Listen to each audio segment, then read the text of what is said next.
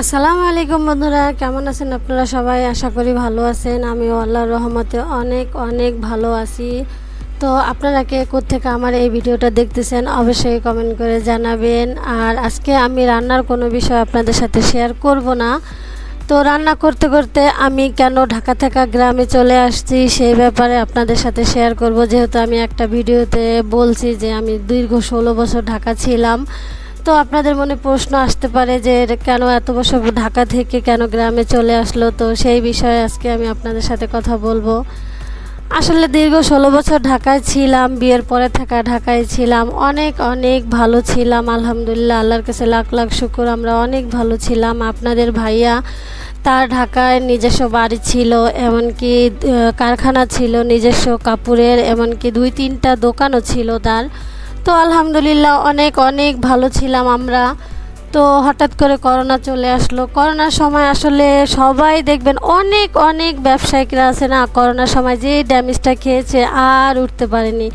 তো আমরা করোনার পরেও আলহামদুলিল্লাহ মোটামুটি একটু ঘুরে দাঁড়াইছিলাম, মোটামুটি ভালোই ছিল, ছিলাম আমরা।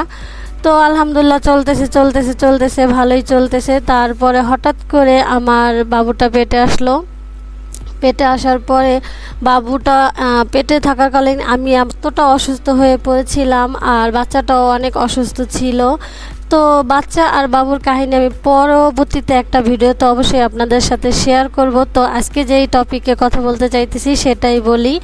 তো বাচ্চার পিছনে আমার অনেকগুলো টাকা চলে গেছে, প্রায় 4-5 লাখ টাকার মতো চলে গিয়েছিল। তো সেই থেকে আর ঘুরে দাঁড়াতে পারিনি। এমনি তো দেখা যায় করোনার সময় অনেক লস হয়েছে। তারপরে বাবুর পিছনেও প্রায় 4-5 লাখ টাকা চলে গেছে, আমার পিছনে 4-5 লাখ, 4-5 লাখ না, দুজনের পিছে মিলেই 4-5 লাখ টাকার মতো চলে গেছে। তো তারপর থেকে আর ঘুরে দাঁড়াতে পারি নাই, বা ব্যবসা বাণিজ্য তো আর ভালো হয় নাই, ঠিক হয় নাই, তো আর ঘুরে দাঁড়ানো হয়নি। তো তারপরে আপনার ভাইয়া ব্যবসা বাণিজ্য সব কিছু একসাথে চাপায়। আসলে কি, ছেলে মেয়ে বড়, তাদের স্কুলের খরচ, বাসা ভাড়া, 3 রুমের একটা ফ্ল্যাট ছিল আমাদের, 11,000 টাকা ফ্ল্যাট ভাড়া ছিল, বাচ্চাদের পড়াশোনা, দোকান ভাড়া, কারখানা ভাড়া, সব কিছু মিলে আসলে আর পেরে উঠতে পারতেছিল না। একটা সময় দেখতেছে যে না, আর হচ্ছে না, উল্টা আরও ধার দেনায় ডুবে যাচ্ছি আমরা।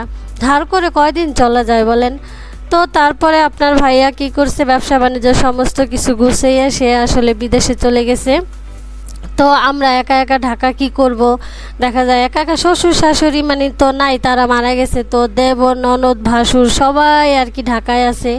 তো আমাদের বাড়ি ছিল, যখন আমার বিয়ে হয়েছে নিজস্ব বাড়ি ছিল, তো আমরা বাড়িটা বিক্রি করে ফেলছি। তো আমাদের বাড়িটা সবাই একসাথে বাড়িটা ছিল, দেবর ননদ ভাসুর যা সবার আর কি একই সাথে জমিটা ছিল।